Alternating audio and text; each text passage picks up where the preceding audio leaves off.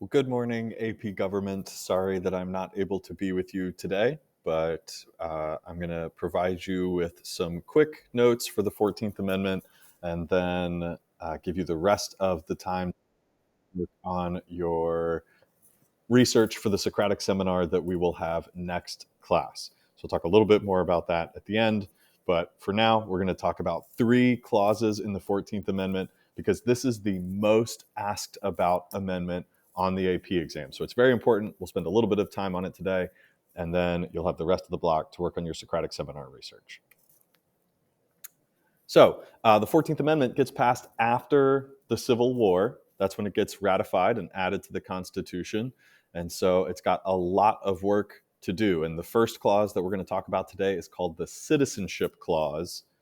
And for the first time in US history, the Citizenship Clause defines who is a citizen of the United States. And what the Citizenship Clause said is anybody born or naturalized in US jurisdiction is a US citizen.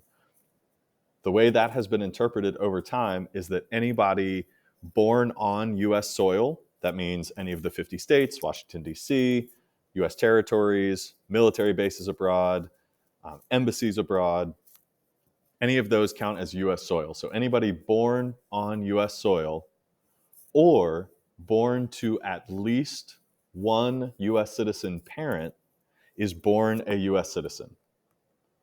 If you're not born a US citizen, you can go through what's called the naturalization process and you can become one. So to be naturalized means to become a citizen of another country. And the US has its process for naturalization. Other countries have their own process for becoming a citizen of that country. So the naturalization process and citizenship varies from country to country. That's why it can be confusing if you're going from a citizen of one country to the US or from an American citizen to a citizen of another country. Things can get very confusing depending on which country you're starting in and which country you're ending in. But what you need to know is that anyone born in the US or to at least one US citizen parent is born a US citizen, or they can go through that naturalization process and become an American citizen. And for B, federal and state level, you are a citizen of the United States, and you're also a citizen of the state where you live. So the 14th Amendment makes it clear you're born a citizen of the United States, and you're also born a citizen of the state where you live. One of the reasons for Dred Scott versus Sandford one of the reasons for the Citizenship Clause was to overturn this Supreme Court case, Dred Scott versus Sandford. So, as we've talked about before, one of the only ways to deal with a Supreme Court case that you don't like is to amend the Constitution. And this is a good example of that. Before the Civil War, the Supreme Court in Dred Scott versus Sandford said African Americans, even if they were free, could not be considered citizens of the United States. Well, the Citizenship Clause of the 14th Amendment overturns that decision.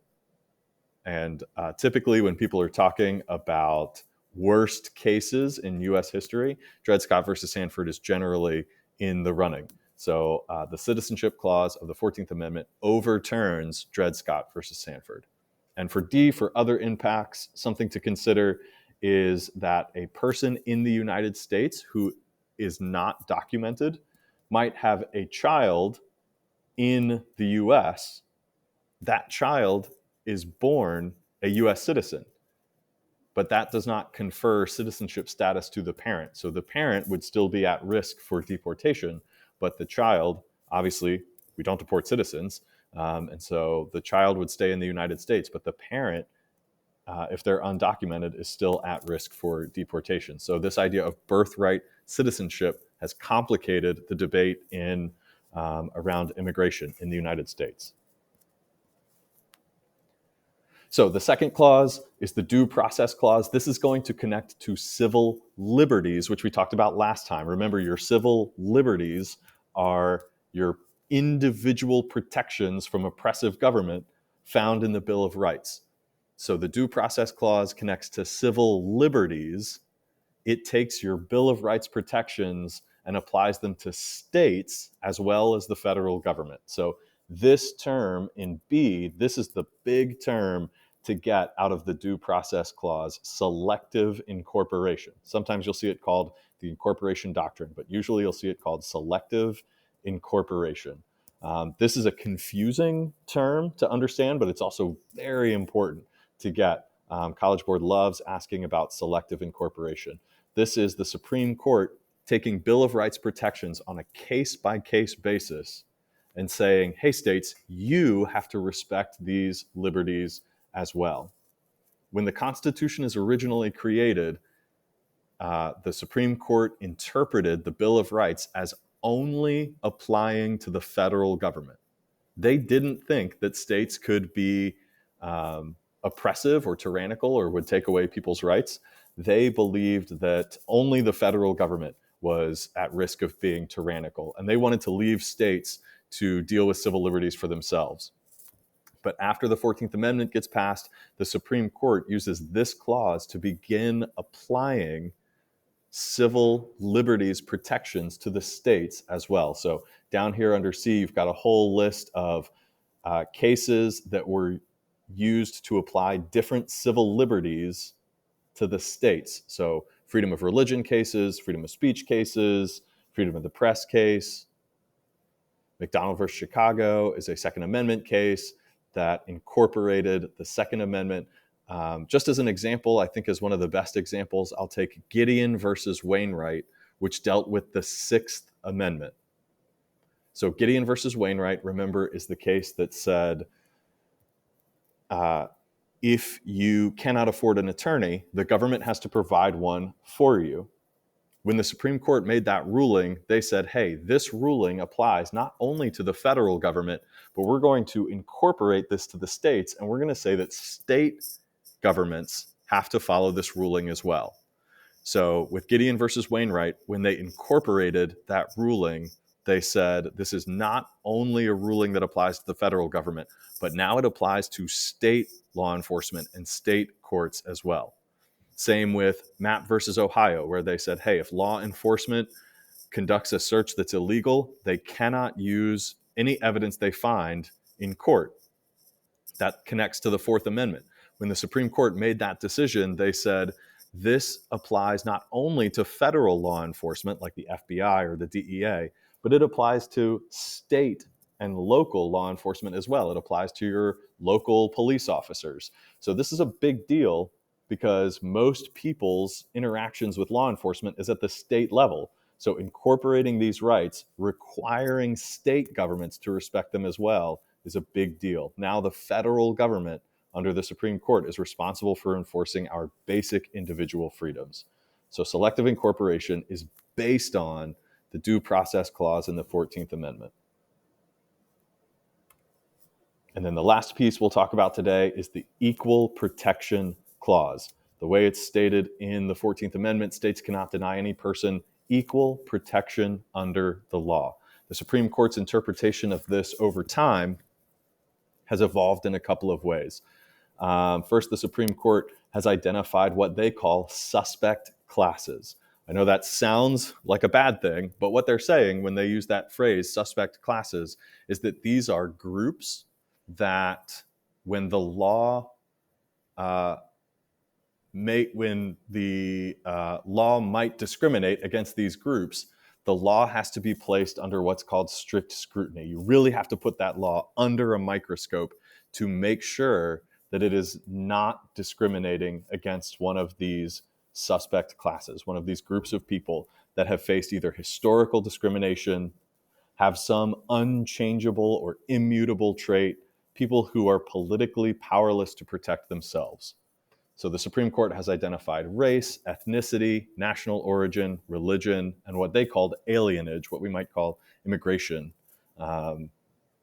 status, as a suspect class. So if a law might be discriminating against someone who is a member of a suspect class, the burden of proof is really on the law to show that it is meeting a compelling governmental interest, and that law is as narrowly written as possible not to discriminate. The courts have established what they call quasi-suspect class, things like sex or legitimacy of birth, which we don't really deal with much anymore. It has to do with whether a person is born in or out of wedlock. Culturally, that's just not as big a deal as it used to be. But the laws still place a heavy burden on, or the courts place a heavy burden on the law to show that it's actually doing something important. Usually, the burden of proof is on the person, but with a quasi-suspect class or a suspect class, the burden of proof is on the law to show that it's meeting a compelling governmental interest. A Supreme Court case that went along with this is U.S. versus Virginia, which dealt with the Virginia Military Institute. VMI was fighting to not be required to accept women. And under this intermediate scrutiny, they could not meet that burden. The Supreme Court said, no, we don't really think that you're furthering an important governmental interest by not accepting women. So they required VMI to begin accepting women. There are other groups that may not be protected necessarily under the Equal Protection Clause, but may be protected in other ways. So sexual orientation, disability, gender identity may be protected by other laws, such as the Civil Rights Act, in order to prevent discrimination.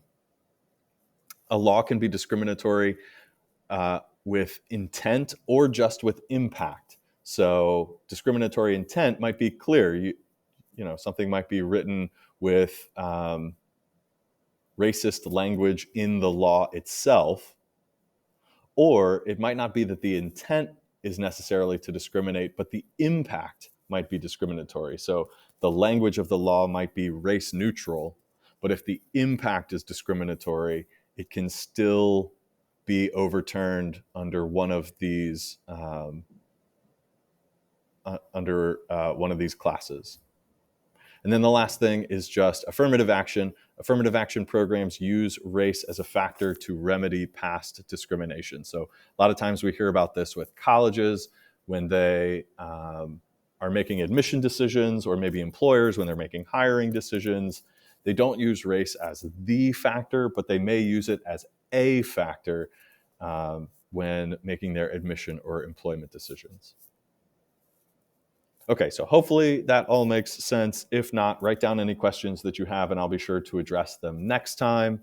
And with the remaining time, go over to Canvas, take a look at the Socratic Seminar handout, and then look at the other document that has research links. You can use those links as a starting point to help you prepare for the Socratic Seminar that we will have on civil liberties next class. So make sure you use the time that we have remaining to get ready for the Socratic Seminar, and we'll go ahead and have that Socratic Seminar next time.